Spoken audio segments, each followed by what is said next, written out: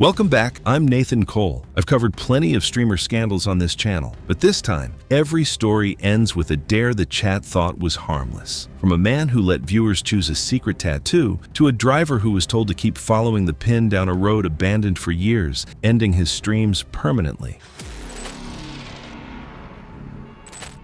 It was June 9th, 2022, in Sedona, Arizona. A tattoo studio on the second floor of a small strip mall had a steady flow of weekend customers. Artists moved between appointments while music played quietly through the shop. One station, however, had drawn an unusual crowd. Sitting in the chair was 28-year-old Kieran Maddox Vale. He worked evenings at an outdoor gear store, but spent most of his free time live streaming challenge videos to a small online audience. His channel wasn't huge, just a few thousand regular viewers, but they liked how he let chat influence what happened next. That afternoon, Kieran announced a donation challenge. If viewers reached his fundraising goal for new streaming equipment, they could choose his next tattoo. He expected something funny or embarrassing, a cartoon character, a meme, maybe an inside joke from the community. Instead, one viewer donated enough to win outright. And the request? It was something neither I nor Kieran expected. Kieran agreed before seeing the design. The tattoo artist explained that a full-back piece would require a large stencil and several sessions. Wanting to keep the surprise for his live stream, Kieran asked not to see the full layout until the stencil had been applied. Nearly 4 hours into the session, the outline was finally complete. Throughout the live stream, viewers kept guessing how big the tattoo really was. Some joked it would barely cover one shoulder. Others claimed the donor had spent enough money to cover his entire back. Kieran laughed along, admitting he had no idea because the artist had refused to let him see the stencil until it was finished. When the artist finally stepped away, he rolled a full-length mirror in front of the chair and told Kieran he could look, and witnesses said he twisted around and froze. The Empire State Building stretched almost the full length of his back, from the tops of his shoulders to just above his waist. It was far larger than anything he had imagined. I can't even imagine that kind of shock. It's like he was suddenly wearing a permanent piece of history. For a few seconds, he just stared at his reflection, trying to take it in. Then he blurted out that it was way bigger than he expected, and instinctively pushed himself out of the chair before the artist had finished pulling the tattoo machine away. Witnesses later told investigators Kieran suddenly pushed himself up from the tattoo chair in obvious surprise while the artist was still working. The tattoo machine briefly dragged across his back before the artist immediately pulled it away. Startled by the sudden pain, Kieran stepped backward without looking where he was going. He caught his foot on the wide metal base of the tattoo chair as he stepped backward. His weight shifted onto his heel, and he tried to regain his balance by reaching for the workstation beside him, but his hand missed. The artist instinctively reached toward him, but was still standing on the opposite side of the chair and couldn't get there in time. Kieran stumbled backward another step before falling onto the hard tile floor. The back of his head struck the corner of a heavy steel workstation that held the studio's tattoo supplies. The impact echoed through the room, and the live stream immediately filled with confused comments as everyone nearby rushed toward him. Several customers later told investigators that Kieran appeared stunned for a moment and tried to move, but he quickly became unresponsive. The artist and another employee called emergency services, while another customer, who had first aid training, stayed beside him and followed the emergency dispatcher's instructions until paramedics arrived. Paramedics arrived within minutes and transported him to the hospital. However, despite emergency treatment, he died later that day. The medical examiner ruled the death accidental, caused by a traumatic head injury sustained in the fall. Investigators concluded the fatal injury resulted from Kieran unexpectedly standing up during the tattoo session, losing his footing, and striking the steel workstation. Police found no evidence the donor intended to cause harm, and no charges were filed. The live stream ended moments after the fall and was later removed at his family's request. Afterward, the studio changed its procedures, requiring artists to stop work completely before clients were shown large stencil reveals or allowed to leave the chair. Looking back, what really stuck with Kieran's viewers wasn't the tattoo, but the sheer whiplash of watching a lighthearted stream suddenly spiral into a disaster. It is a brutal reminder of just how thin that line is between internet entertainment and a genuine, real-time emergency. But while Kieran's situation caught an entire room by surprise, our next story takes us to Akron, Ohio, 3 years earlier, where the outcome was doomed from the very start.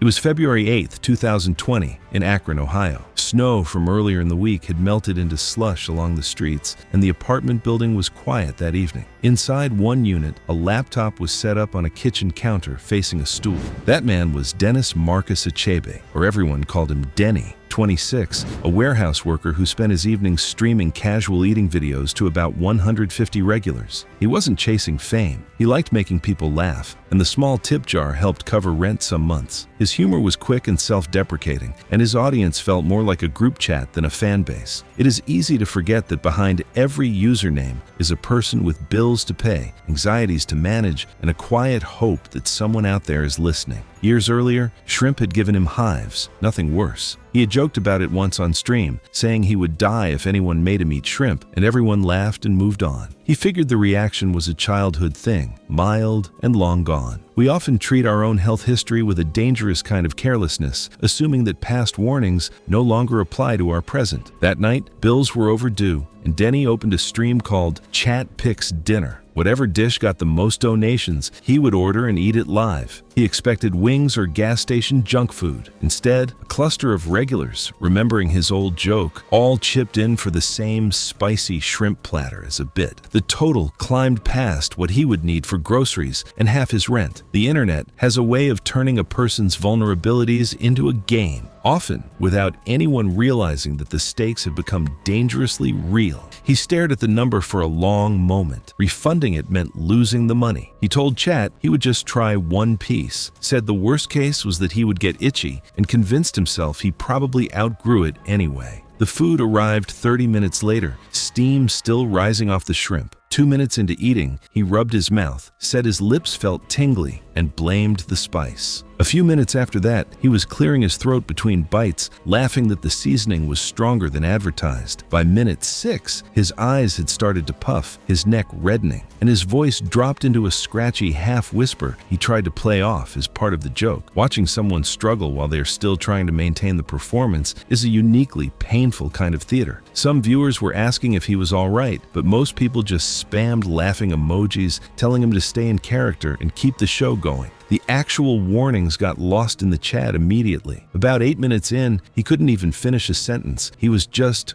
wheezing. He grabbed the edge of the counter, trying to pull himself up, and mouthed something no one could make out before he just vanished from the frame. The camera kept rolling, just staring at an empty countertop. Nothing else appeared on screen. The stream stayed live for almost 3 hours. A friend of his saw a screenshot some other creator posted making fun of how swollen Denny's face looked. He tried calling, got nothing, and ended up calling the landlord to check on him. When the landlord got in with a spare key, he found Denny unresponsive on the kitchen floor, with the stream still running right there beside him. The medical examiner ruled the death accidental, caused by anaphylaxis from a shrimp allergy. The reaction swelled his airway and tightened his chest, cutting off his oxygen until his heart stopped. No epinephrine was found in the apartment, and no signs of drugs or alcohol were present. Before anyone knew Denny had died, clips of his swollen face were already spreading online as a funny food challenge fail. After local news reported his death a few days later, most of those posts disappeared. By then, the damage had already been done. Our online presence is fleeting and often cruel,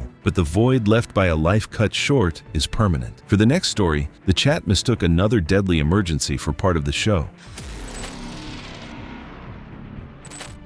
It was March 4th, 2021 in Modesto, California. The evening temperature had dropped into the low 60s as businesses prepared to close for the day. Traffic moved steadily while employees locked storefronts and finished their last transactions before heading home. Behind one of those counters stood Aldous Marlowe, 27, who helped run his family's small jewelry store. During slower afternoons, he'd go live on Facebook for a few hundred regular viewers. The streams were actually simple. He'd showcase new gold chains, bracelets, rings, explain the difference between solid gold and gold-plated jewelry, answer questions about pricing, and occasionally sell pieces directly to viewers who contacted the store afterward. The streams gradually built a loyal audience. Many viewers tuned in several times a week, asking about prices, requesting close-up looks at new arrivals, or simply chatting while Aldous organized display cases. Since most of the viewers were repeat customers, he started treating them more like friends than strangers. Over time, time, Aldous became comfortable sharing small details about the business. Viewers learned which days new deliveries arrived, when the shop was busiest, and that he usually stayed behind after closing to balance receipts and lock the gold back into the safe. Looking back, it's unsettling how much information people can give away without realizing it. A few days earlier, someone in the live stream joked that regular viewers probably knew the store layout as well as Aldous did. Aldous laughed it off, saying anyone who watched often probably knew the store layout by now. To him, it was just harmless banter, but one viewer was paying much closer attention. It makes you realize how dangerous that digital intimacy can be. We treat streamers like friends, but we forget that behind the screen, there could be anyone lurking in the shadows of the chat. Later that evening, Aldous went live as usual, showing off a few new arrivals while chatting with his regular viewers as the store slowly emptied before closing. As he prepared to lock up, a viewer commented that they were outside and wanted to buy several gold chains before the shop closed. They challenged him to unlock the door for one last sale, promising it would be worth his time. Thinking it was just another customer, Aldous agreed and unlocked the door. The moment it swung open, the man's friendly act disappeared. He pulled a handgun and demanded the gold. Aldous tried to comply, opening a display case before heading toward the back office for the safe. When he struggled to unlock it, the robber pistol whipped him. A desperate struggle broke out, and in the chaos, the gun discharged. A single bullet struck Aldous in the chest. The robber grabbed several trays of jewelry and fled. A neighboring business owner reported hearing a loud bang, followed by a cry for help. Officers were on the scene within minutes, finding Aldous critically wounded behind the counter. He was rushed to the hospital, but he passed away during emergency surgery. It's devastating to think that his commitment to being authentic and open with his audience is exactly what ended up painting a target on his back. The coroner ruled it a homicide. Detectives eventually cracked the case using surveillance, DNA evidence, and phone records. Under questioning, the suspect admitted he had been watching Aldous's live streams for weeks. Aldous's family kept the business running, but they shut down the live streams for good. Other jewelers in the area followed suit, ending their own online sales and hiding their shop layouts and security measures. They all agreed Aldous's death didn't just end a career, it killed the sense of security that had defined their industry forever. Now, before we get into the next one, if you're finding these stories interesting,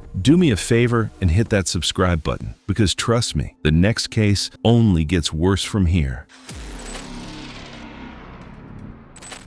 It was August 15th, 2019. Heat sat heavy over the pastures outside Statesville, the kind of humid afternoon that kept cicadas loud in the tree line. A converted barn stood near the family farmhouse, its wide doors open for airflow, a few dog crates stacked along one wall, and a workbench cluttered with training gear near the center. It was the kind of day that felt perfectly normal, which makes what happened next even harder to accept. Barn work was second nature to Casey Wade Renwood, 31, who ran a small rescue and rehabilitation operation from that property. He live-streamed his training sessions to about 900 regulars, building a reputation on patience with fearful, reactive dogs. He believed muzzles were a temporary tool, not a permanent answer, and said so often online. He had no formal bite risk certification, just years of hands-on experience and 2 prior bites he had waved off as part of the trust-building process rather than warnings. He was actually confident, but looking back, I can see that his confidence was just a thin shield against a reality he refused to acknowledge. That week, he was working with Diesel, a concorso recently surrendered after biting a previous handler during a restraint attempt, a detail sitting in shelter paperwork on his own workbench. He had read it before taking the dog in. His plan called for at least 2 weeks of muzzled handling before any hand feeding. By the 3rd session, Diesel seemed calm enough that Casey felt ahead of schedule. He had not changed the written plan. We all want to believe we can skip the safety steps, but the danger doesn't care about our schedules. During that stream,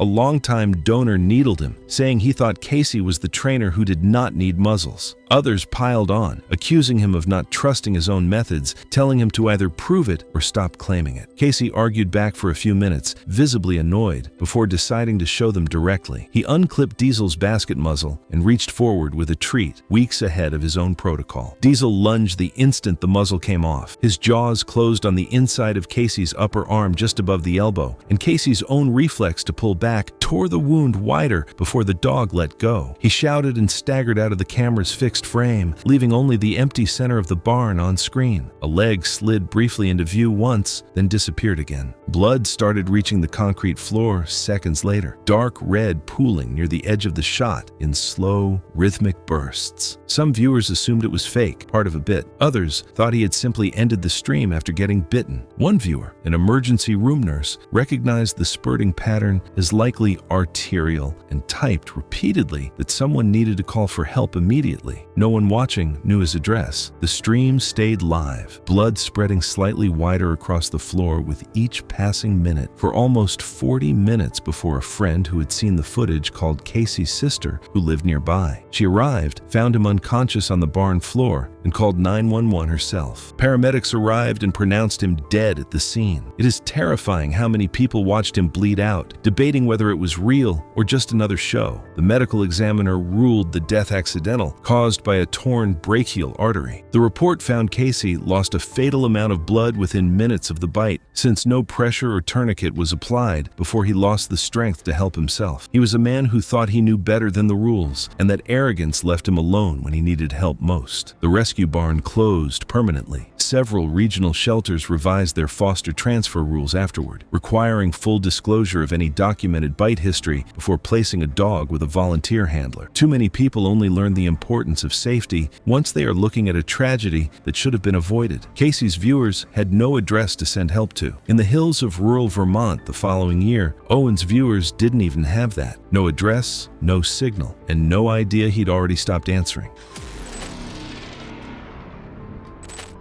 It was November 11th, 2021. A cold front had settled over rural Vermont, dropping temperatures fast after sundown. Back roads sat empty, tree lines dark against a moonless sky, cell coverage already thin in the hills. Most houses along the main route had their porch lights off for the night. Driving those roads at night felt normal to Owen Michael Castle, 24, who worked as a rideshare driver during the day and live-streamed his night drives to a small, close-knit audience. He was a cautious, methodical person who took pride in keeping his old car clean and reliable, and he often told his viewers he valued his own safety above any content goal. He treated his channel like a group chat, preferring to talk through his worries in his day rather than perform for stunts. It is always the quiet ones, the ones who seem to have their act together, who end up caught in the worst situations. That night, a regular viewer sent in coordinates gathered from an online forum about supposedly haunted roads. The route seemed like any other trip, guiding him along familiar highways until his signal began to drop and his navigation app showed an error warning. Ahead of him lay a narrow, dark dirt road leading deep into the woods, completely unmarked and without a single streetlight. Owen stopped his car and told his chat that the road looked unmaintained, saying he felt it was safer to turn around. His audience immediately pushed back, reminding him that his brand was about finishing the drive to the marked pin. They urged him not to bail, and several people sent in donations tagged with messages calling him a coward and pressuring him to keep going. He sat in the dark for a long moment, hesitant, before finally saying he would do it for them and continuing slowly down the road, unaware that the path had been officially abandoned since a massive storm had washed it out years earlier. The pressure to perform for strangers is a heavy weight, often pushing people to ignore the very instincts that are meant to keep them alive. A few hundred yards into the woods, the road narrowed sharply at a blind curve, where the outer shoulder had eroded around a collapsed drainage culvert. The deep drop-off was hidden by a thick layer of dead leaves. Owen's headlights caught the edge of the washout only a split second before he reached it. He tried to steer away, but the front wheels slid onto the loose shoulder, which gave way under the weight of the car. The vehicle slid sideways and rolled down a 30-foot embankment, landing upside down in a dry, rocky stream bed. The dashboard camera captured the violent spinning and the sound of crushing metal before the car came to rest. For several more seconds, the live stream remained connected, showing the dim interior of the overturned vehicle, dashboard warning lights flashing, and the sound of Owen struggling to breathe. Then, the already weak cellular signal dropped completely completely and the stream abruptly disconnected. Viewers assumed it was just another connection dropout, with some joking that he had finally driven into a dead zone. Only later, after investigators reviewed the archived livestream, did people realize the final seconds had shown dashboard warning lights flashing inside the overturned car before the signal disappeared. It's unsettling how easily those last few moments looked like nothing more than another technical problem. Owen survived the initial impact, but he was pinned inside by the collapsed dashboard with both legs trapped, his phone unreachable in the footwell. He had suffered multiple rib fractures that collapsed his left lung, and blood began to slowly fill his chest cavity. Overnight, the temperature dropped to 28 degrees Fahrenheit. He stayed alive in the wreckage for several hours, unable to call for help, before the combined effects of internal bleeding and hypothermia became fatal. A hunter walking through the woods the next afternoon noticed broken tree branches along the embankment and discovered the overturned car. He called for help, and emergency responders arrived shortly after, but there was nothing they could do. It is heartbreaking to realize how many hours he spent in the dark, waiting for someone to find him, never knowing that his audience had already moved on to the next stream. The medical examiner ruled the death accidental, caused by blunt force chest trauma sustained during the rollover, which was then compounded by exposure to the cold. The report noted that the broken ribs had punctured his lung, leading to internal bleeding that would have been survivable had he been rescued within the first hour. The remote location and the lack of cell service meant that help could not reach him in time. The logging road was actually private land that had been unmaintained for years, despite it appearing on outdated digital map services. Shortly after the incident, the property owner installed a heavy locked gate at the entrance, and mapping companies eventually removed the trail from their public databases. We often trust the technology in our pockets more than our own eyes, and sometimes the blind trust is the last mistake we ever make.